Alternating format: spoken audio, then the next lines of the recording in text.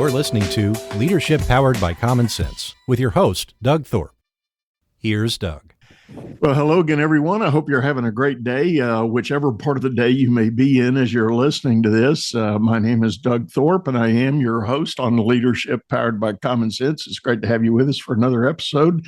If this is not your first time, and thank you for your following. Today, we are going to talk about personnel performance, building high-performing teams, and my guest is a gentleman who has dedicated a good bit of his career to that endeavor and actually is CEO of a company that focuses on that. He operates globally, but he's based in Denmark. You're going to detect a little bit of an accent, but that's okay. We do that here. We're a little bit of a global show.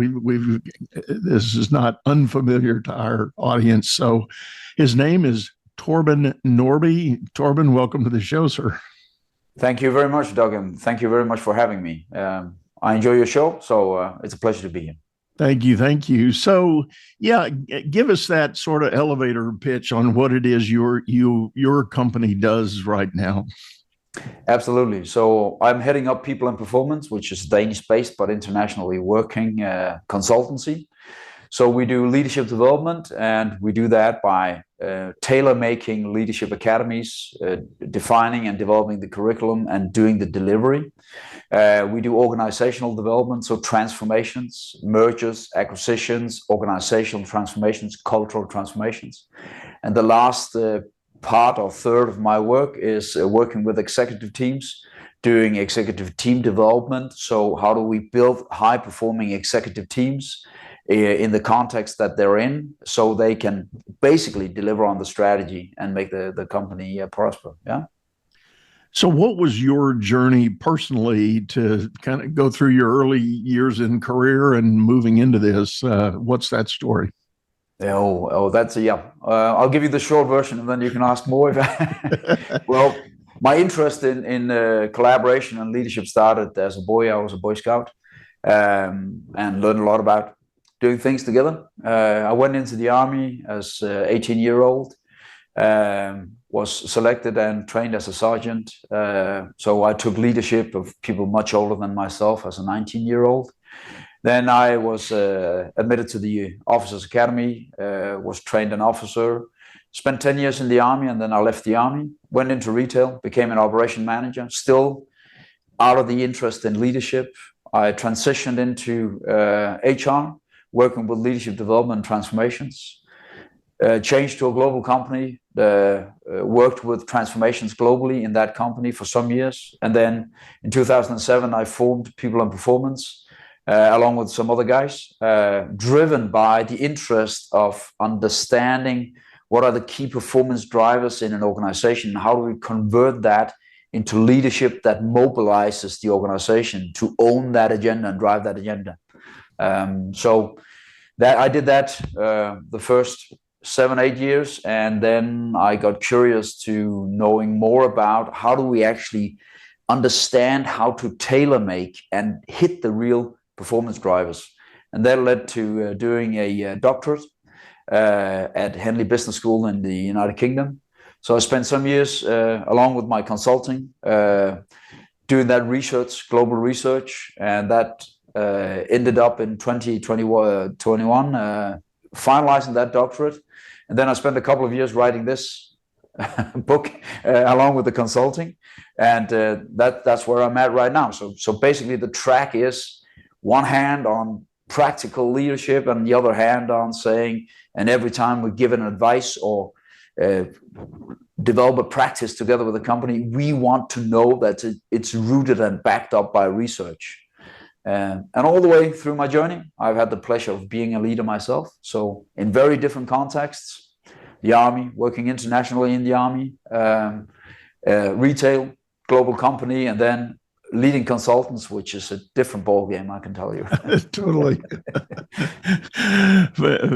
For anybody listening that has spent a large part of their career in the consulting world, it's probably closer akin to running a nonprofit than it is a for-profit enterprise, because consultants tend to be their own breed of independent cat that wants to, not always follow the program. But no, I get that. Yeah, it is. It is a bit like herding cats, and you really need to be good at, outlining the purpose and aligning around the purpose, building a strong purpose culture, and then allowing freedom to operate, empower people to really deliver on the mission that they engage with. They're driven by delivering value with the customers. So, right. But it's probably at its core, if we peel that onion, and I don't want to get diverted on this, but thinking about it, running a consultancy business is not all that different from any kind of business, because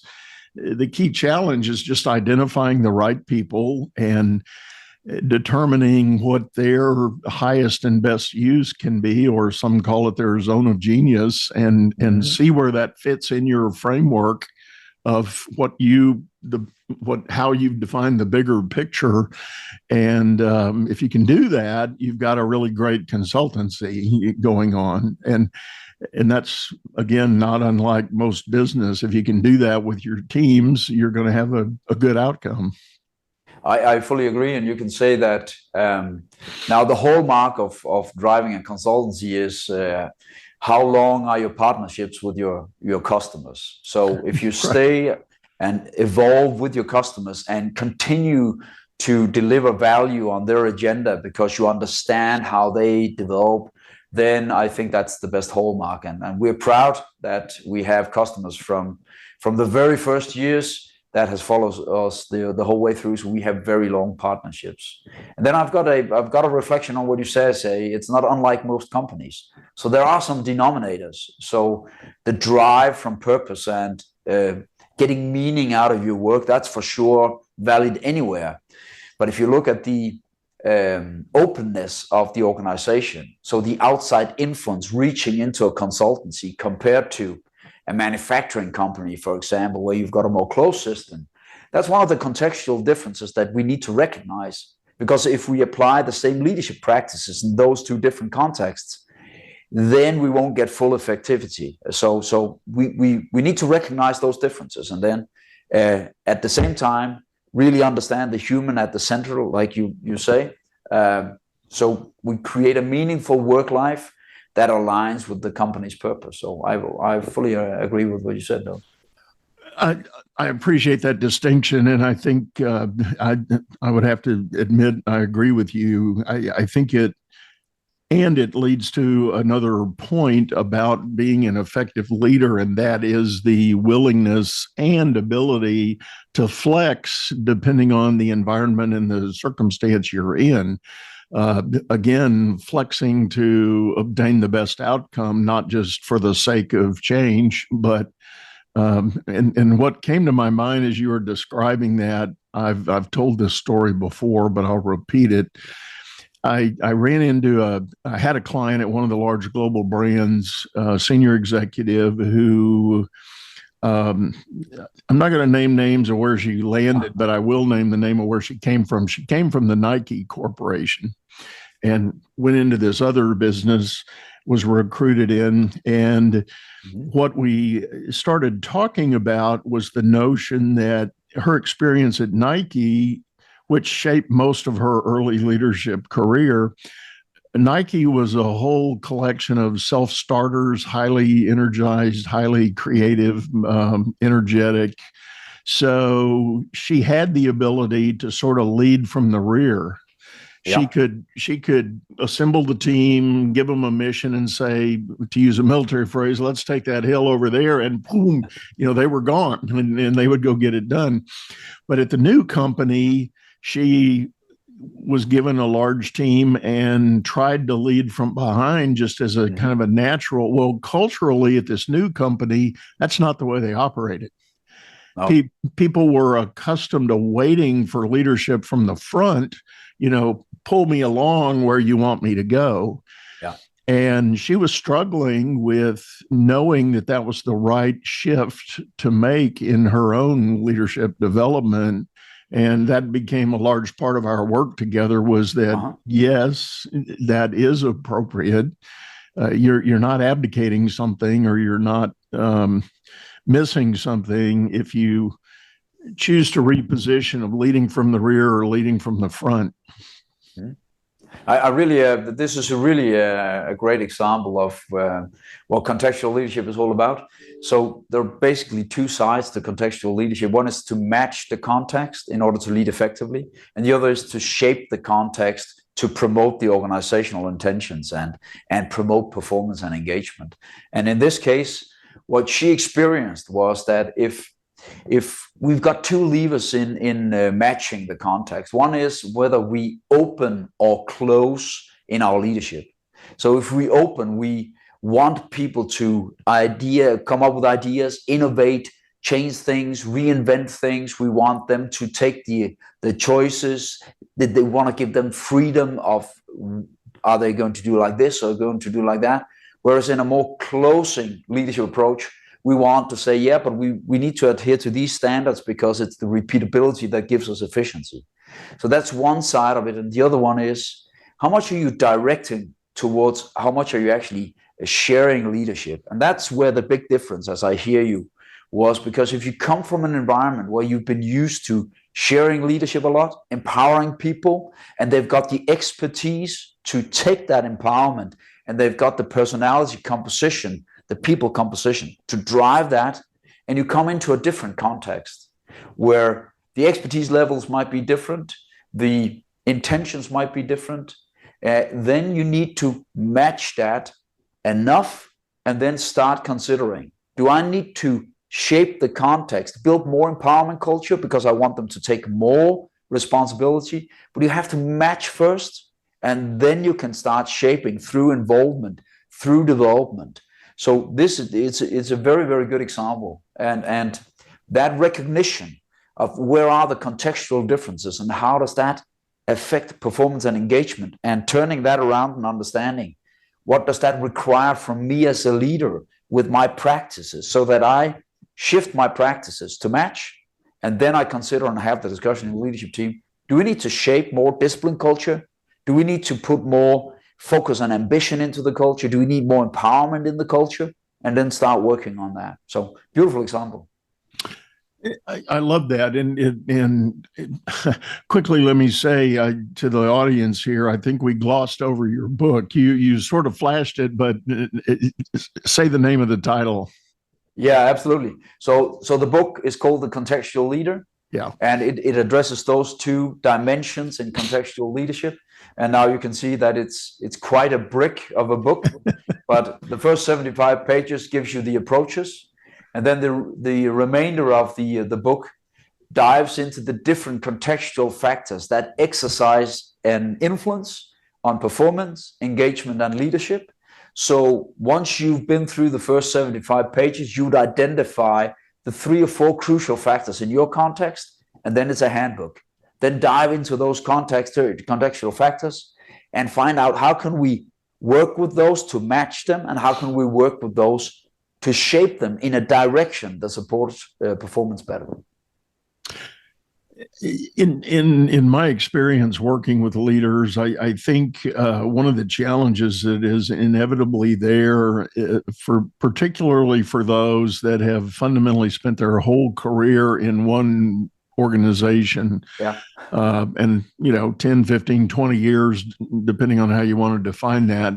I know that's changed over time, but there's this notion of young leaders look up to others who are, quote, successful in the business, yes, and they model behaviors.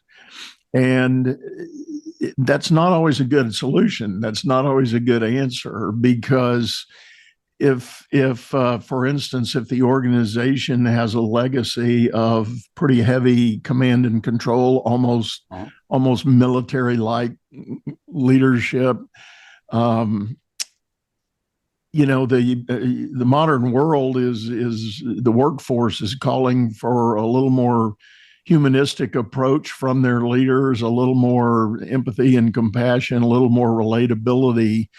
And I was working with one very large global brand who had that 100-year legacy of pretty heavy command and control. And they were doing some employee satisfaction surveys. And the interesting thing was, at all levels in the business, one of the comments people were making unilaterally was, I want my leader to be more relatable. Yeah. Well, you go up from frontline to level 5, and they want them more relatable. 5 wants 4 to be more relatable. 4 wants 3 to be more relatable. And it was a real irony there, and kind of an eye opener to them, and they were scratching their head going, how did we get here? And it was like, well, you modeled what the other guy did. Yeah. So I fully agree. So there are two notions on this. One is that the culture, also the leadership culture, reproduces itself. So that means by repeating patterns, by following the same principles and repeating the same behavior and practices, we build beliefs that then sink in, and those beliefs become how we navigate the world. And that means that if we want to influence the relatability in an organization, that's the collaboration culture. So one notion of working with leadership context is to understand that culture is not just company culture. It's got some subcultures, and then pinpointing, as in this case, we want more relatability. Okay, let's translate that into what is that behavior. So we start working on that principle. Let's be relatable. And then you involve the leaders in interpreting. What does that mean that I need to do more of and less of? And we start working on those commitments. That means that you start a movement of acting your way into a new understanding of what is leadership, or how should we be collaborating. And this means that one of the key notions in working with leadership context is to understand that both structures in an organization, but also cultures, we can influence those, we can work with those, and we can't significantly shift them, but we can move the culture towards what we want more of, what supports more engagement. And I fully agree, and it's really well supported by research, that millennials and younger people, they need more shared leadership, they need more involvement, they need more approachability and relatability with their leaders. And that means we need to understand that we can't just sustain an existing culture. We need to, as the people composition change, start reflecting on how do we shape the culture. That's what the leadership framework is, a leadership context framework is about. That senior leadership team needs to have this dialogue when they revisit the strategy, either when they update or when they talk about what are we going to do next year. Then they need to talk about the tone and the culture and how do we shape that actively, so they over time keep that invigorating the right culture, steering it in the direction that supports the strategy. And so it's a good example of sustaining a path dependency, but doing it without full recognition until you do an employee engagement survey, or someone says, hey, shouldn't we consider? So yeah, that reminds me, I was involved a number of years ago in what, in my mind, became a very interesting case study about culture change. Mm-hmm. Again, global brand, new CEO steps in, old CEO retires and moves on, new CEO steps in, a long-time career veteran of the company, good guy, everybody agreed he's the right pick. One of his first initiatives, he said, I don't think we have the right culture to sustain us for the next 20 years because of changing demand in the workforce. And how do we attract young, new talent to come and stay with us? So they embarked on a long, almost 2-year journey to explore, research, and define what the culture should be to build this attractive company that young people would want to work for. And with that, they built a classic leadership framework. They said, to get there, our leadership needs to think this, and this, yes. And that's what we need. It was a 4-part drill. Not a bad body of work right there. If we stopped right there, that you would say not a bad body of work. It was probably a good answer for the objective. However, what they immediately ran into as they started trying to disseminate this beautiful design, not every leader agreed on what those words even meant. And it was like, okay, well, if I do that in my group, what does that really mean? We can't do that here, and there was a lot of this back and forth. So it was another 2 years of coaching, training, and team building and all of that among the leadership levels. But guess what? There was one other missing part they had not really adequately addressed. So they get all this aligned, they get everybody on the same songbook, and they start working with the masses. They go 364 days, everything's working. 365, they do their annual review process. And guess what? Their annual review at the time was centered on forced place ranking. Which was, if you've got 10 people, somebody's going to be number 1 at the top and somebody's going to be number 10 at the bottom. And all the pertinent disincentives that creates for hardworking people. So in one day, they blew up about 4 years of effort to change the culture. And they then had to embark on a modification of how they were going to subsequently rate and rank everybody to build the credibility into the overall implementation. Yeah, that's a hard learning, a hard way of learning it. But so you can say that there are two sides. There are a lot of facets to working with culture. But one important thing here is that we can't communicate our way to a new culture. We need to mobilize, involve, and interpret our way into commitments. Those commitments need to be converted into action, so we produce new learning. And we need to iterate that, so we learn our way into a new understanding, and that will settle in as beliefs. Now, what sustains performance is on one side the cultures, and on the other side, it's the structures. So one of the structures here is the incentive structure. So if you don't recognize that, if you're trying to shape an organization to a different way of performing, a different way of functioning, then you need to look at the force field. And then you need to start saying, okay, let's identify the 2, 3, 4 things that kind of keeps us on this path dependence. And then start working on those.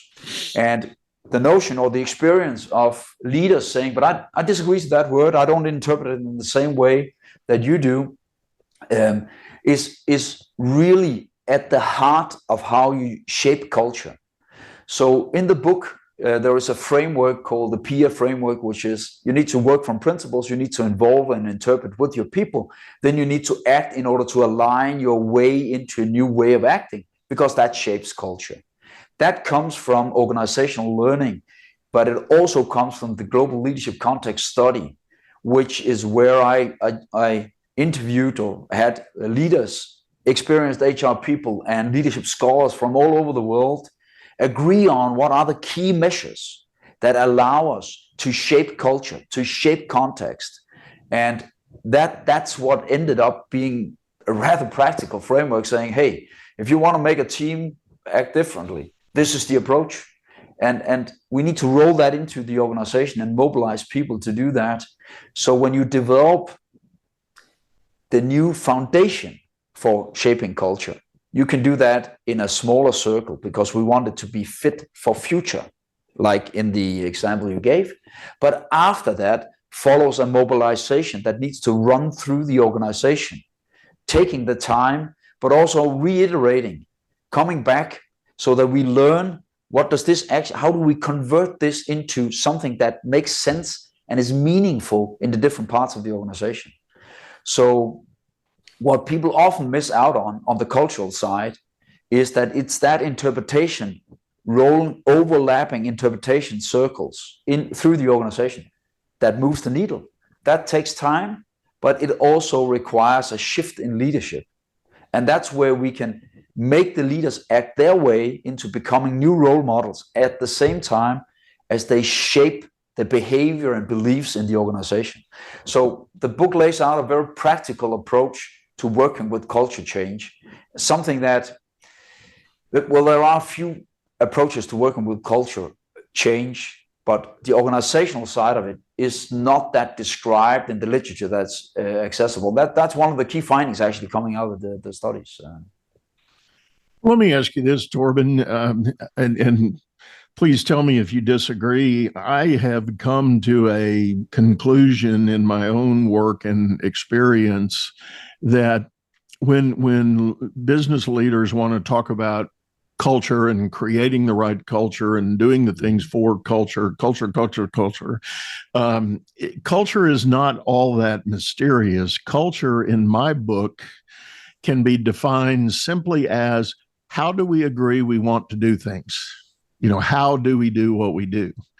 And and yes, that's driven by beliefs and principles and values, but it's not the gold letters on the wall that give you culture. It's that day-to-day, moment-by-moment behavior that Correct. drives that. That's my premise. Do you agree or disagree? I absolutely agree, but we also sometimes see when leaders talk about culture that they victimize themselves a little. So they say, but we have a culture, but the leaders are very active agents in reproducing the culture.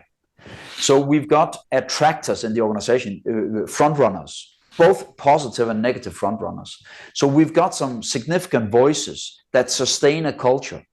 So if we want to work with culture, we need to go in and work with these people, come up with different role requirements, and out of those different role requirements, arrive at commitments. And that requires some assertive leadership, setting new role requirements and going in and insisting on them contributing. What are you going to do differently? And let me explain you why, but I ask you to change this behavior. And let me tell you why.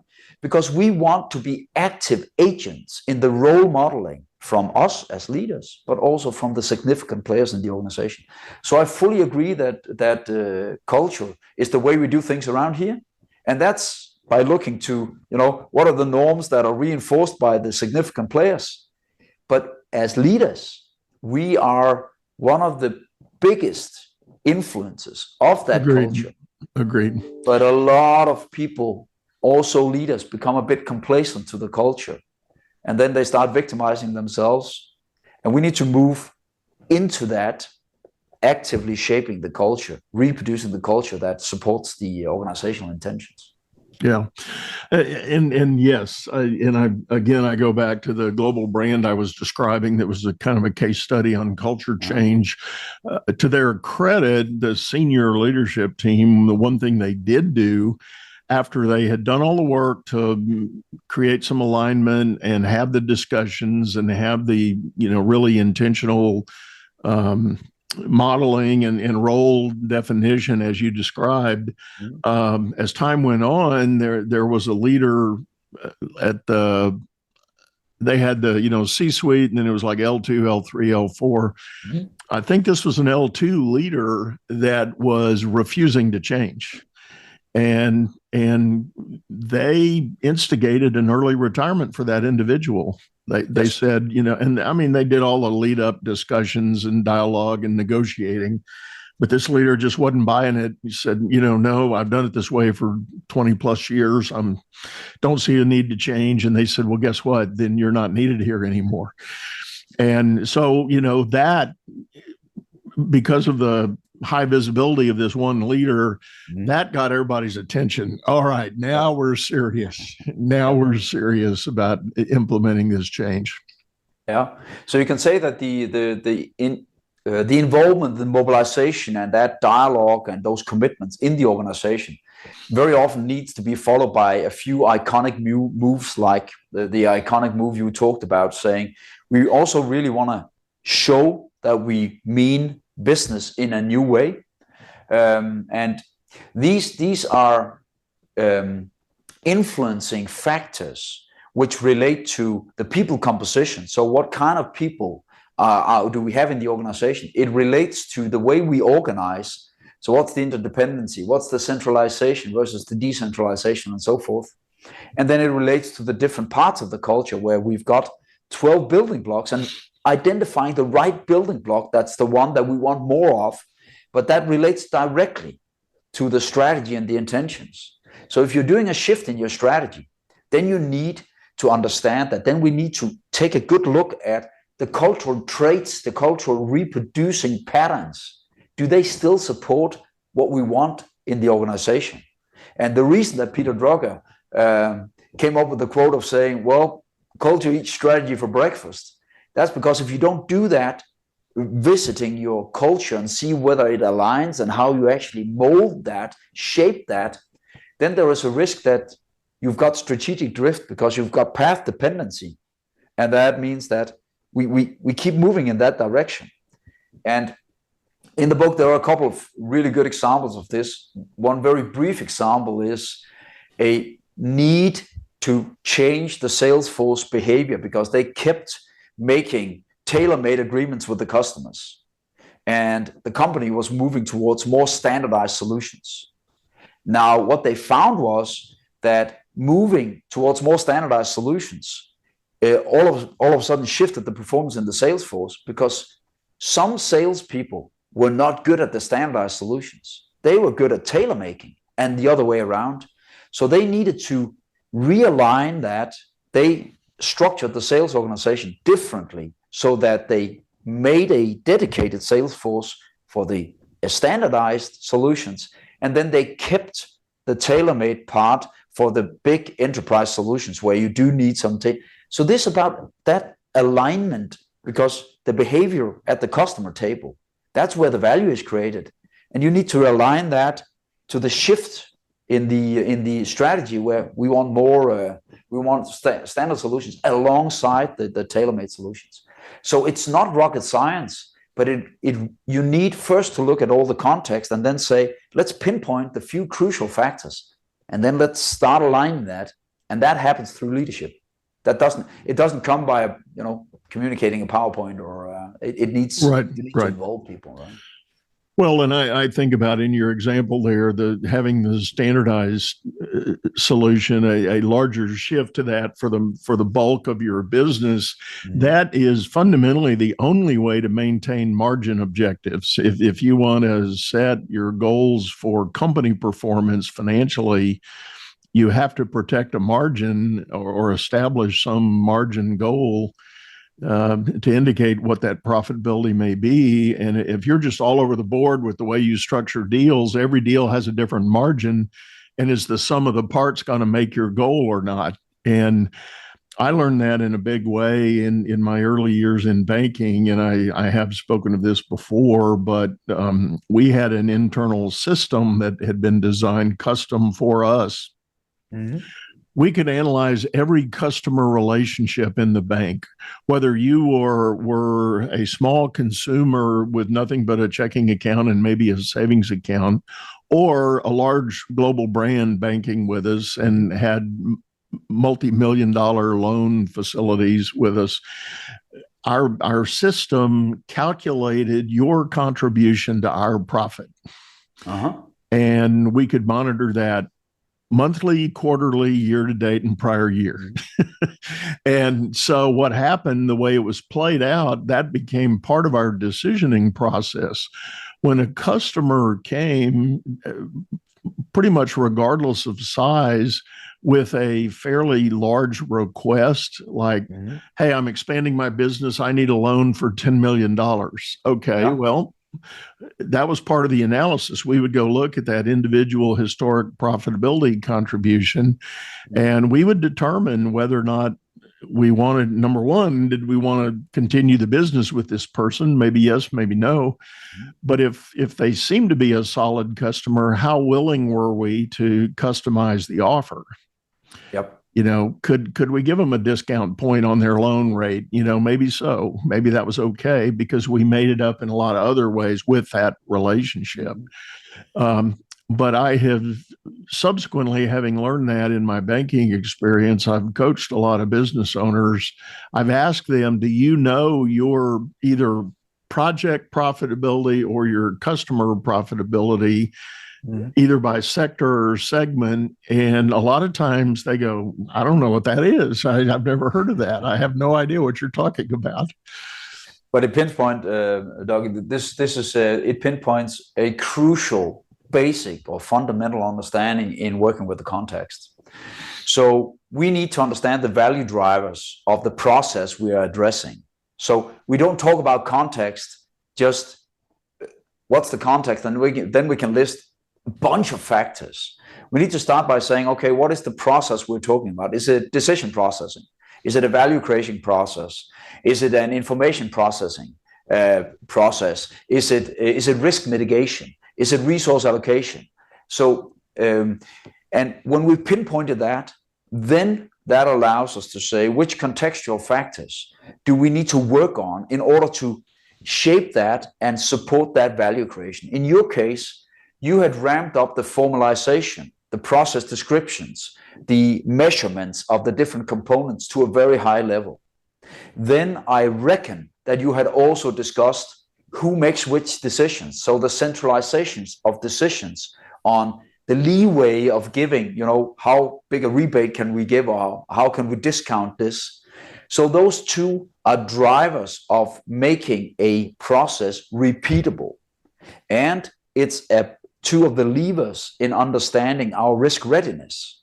So when we look at the risk intensity in external environment, we need to convert that to risk readiness inside the organization. And when you convert that into understanding the process, then we can identify the 2, 3, 4 things in the cultures, in the structures, and in the expertise that we need. And then we've got the value driver. So that also means that if you've got a process like that, you need to have people in the organization with a certain level of conscientiousness. You can't have people that are not structured enough or detail-oriented enough. You need to have a culture, a disciplined culture that's strong enough to follow the process and not just cut across the thresholds or disregard our protocol. And those components, when they align, then you get a very profitable business. And then I fully agree with you, when we are unaware of how the context and our value creation plays together, then we don't have the levers to optimize our profit, to optimize our value creation. So one of the experience that I have is that when we work with executive teams, building a language around the key contextual factors is a crucial performance driver, because all of a sudden we start having the dialogue about where are the knobs that we need to turn in the organization. So what the framework does, and the tool that supports the book, which is the Leadership Context Inventory, that measures the key contextual factors. When I get that recognition, then I start, optimizing and fine-tuning the engine, basically. Turning the dials, yeah. Yeah, exactly. But that comes back to your notion. We need to understand the value creation, because talking about context without understanding the value creation, which is at the center of it. So what do we want to influence? Yeah, that makes no sense. Well, and everything you just said, I'm thinking about this bank case, the bank I worked for, and I was there 20 years. Everything you said, I'll check the boxes, check. Leadership was committed to a vision and a set of principles and beliefs. We had an incredibly rigorous annual budgeting process to set our targets, but we executed by rigorous daily following of the process. And it was modeled by all of the leaders, and even to the point, for many years, we had a weekly leadership meeting in an auditorium. 300, if you were a vice president or above in the bank, you went to the Friday morning meeting, unless you were out sick or on vacation. But, you did not allow anything else to interfere with attendance at that meeting. And the chairman of the board himself was there, often presenting the material on what we wanted to talk about. So there was this rigor and discipline about it. And it was a great place to work for a lot of reasons, because you talk about the so what outcome of this, using the method I was talking about and the rigor for the budgeting and planning and strategy. We ran off 64 consecutive quarters of earnings growth. 16 years we grew as an organization. Yeah, that's amazing. And who doesn't want to work at a place that has that kind of track record? You hear countless people saying, "Well, I've been here 20 years. We've been up, we've been down." And we had our own impact. 16 years, we had 4 different economic busts of one way or another, real estate, oil and gas, whatever. but we weathered that storm and continued our trajectory toward growth. But it was all because of the disciplines and the modeling that was done for us. Yeah, and this is interesting, right? Because what happened there was a very, very good example of aligning the context to support stability and efficiency in that process. And that means that these are the contextual drivers supporting that. Now let's take that into a totally different context, and let's visit a large-scale marketing agency that lives off tailor-made solutions, innovating, finding new angles. If we ran that in the same pattern, with the same contextual factors, with the rigorous process, with the same discipline, then we would miss out on the core value creation, which is innovation. And that means that what we need to do here is, as leaders, is we need to go in and say, what's the core value creation?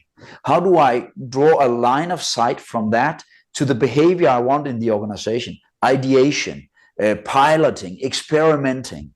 Then I drive that to the culture side. So I need to build a strong innovation culture. I need to build a strong voice culture, a strong empowerment culture. These are 3 subcultures. So how do I do that? And which people do I recruit to drive those cultures? Where is it that I decentralize the decisions? Where in the bank you needed clear thresholds and clear decision hierarchy. Here we want total freedom to operate in order to innovate. At the same time, in the large-scale agency, we want to build some robust learning process, continuous learning processes that transfer learning from project to project. So this is at the heart of contextual leadership. It is looking at the value creation, and then for the senior leadership team to build a language, a framework around saying, how do we decipher that into the core components? And how do we influence those through leadership and make that repeated? And that's the reason that the book is, a bit fat. That's because the first 75 pages, that lays out how do you find those? And the rest of the book is, but if this is what's interesting for you, then dive into this section. If that's what's interesting, then dive into this section. Because leadership is contextual. You've just proven it. It's a beautiful example, Doug, really.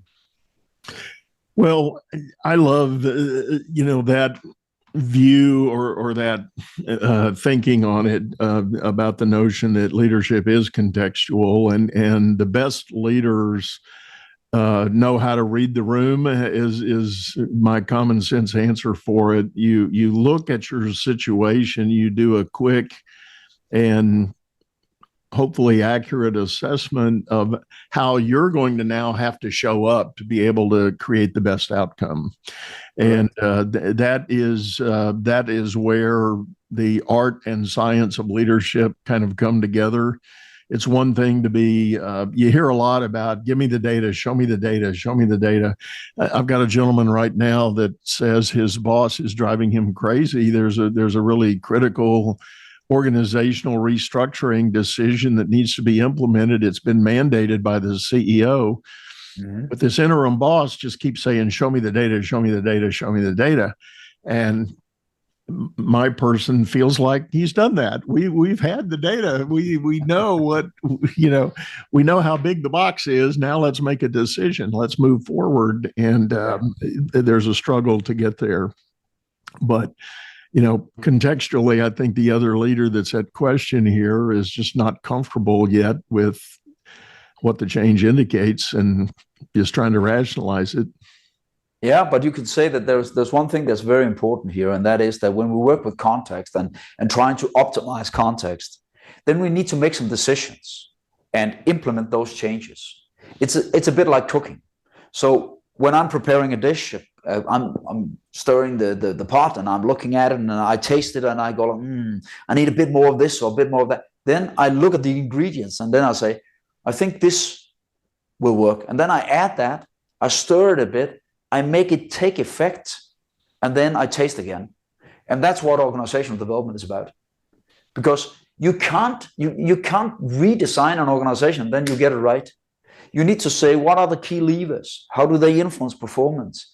But then you are changing a system, and there's a lot of knock-on effects. So you need to make some moves, make them take effect through leadership, back them up, make the culture follow, and then see, okay, how much of the trick did that deliver? And then you need to revisit that discussion. That's why strategic alignment and organizational alignment is not a one-off. So when you've got your yearly cycle in the board, we need at least once a year to go in, and then we need to have that discussion with the executive team. What are the components on the organizational behavior, the organizational function, the culture that you're working on shaping for the future so that you're future fit? And that means that in this case, well, if we defer the decisions and postpone all the decisions because we want full transparency, that's a mistake. We need solid transparency on a few vitals: decide, implement, move to take effect, reassess, and then so organizational development. There is no organizational development by designing. There is deliberate choice, purposeful choice, then implement, move, and reassess. Yeah. It's like watching your children grow up. There's going to be a developmental step at each birthday, and things are going to happen in between. And you hope for the best on what they become. But well, Torben, I tell you what, we're about up on time. This has been amazing, and I totally myself personally, I'm incredibly curious about this sort of thing, and I feel like we could talk for hours on it, but I won't do that to my audience. We're going to shut this off for today, but maybe I'll have you back. We'll do another round here sometime soon. But tell the folks best way to get a hold of you if they're interested in learning more about your work. Absolutely. So the book is called The Contextual Leader, and the easiest way to get me is to go to thecontextualleader.com, because here you can read more about the book, and you can also access my website that has a lot of resources on contextual leadership and leadership context and so forth. Here you also find all my contact data, and I suppose we'll also stuff that into the link. We will. As always, folks, we'll have that information in the show notes. So when you get to a safe place, check out the narrative on it, and those links will be there for you. But one last time, Torben, thank you so much. Thank you very much, Doug. It was really a pleasure. I really enjoy speaking to someone that throws that level of practical experience on the table, so we can talk about real stuff rather than only the theoretical background. The theory on it. Well, I'm the common sense guy. That's why I call the show what I do. And but at the same time, I try to back up everything I do with understanding of both the theoretical and the analytical proof of why things need to be the way they are. But anyway, with that, we are going to sign off, folks. I do like to remind you, we've got a video version of this show over on YouTube, channel by the same name, Leadership Powered by Common Sense. Hop over there, check out our archives, leave me a comment, let me know anything that you may want to do. And about the time we're releasing this show, I do want to remind you, I am running a special offering. I call it Vision 25. It's a 6-part coaching experience that you and I can do individually. Go over to my website at dougthorpe.com/vision25. You'll learn more about it there. But for now, we're going to say goodbye. Go out there, make it a great day. You've been listening to Leadership Powered by Common Sense, hosted by Doug Thorpe. If you would like to know more about the coaching and advisory services he provides, visit dougthorpe.com.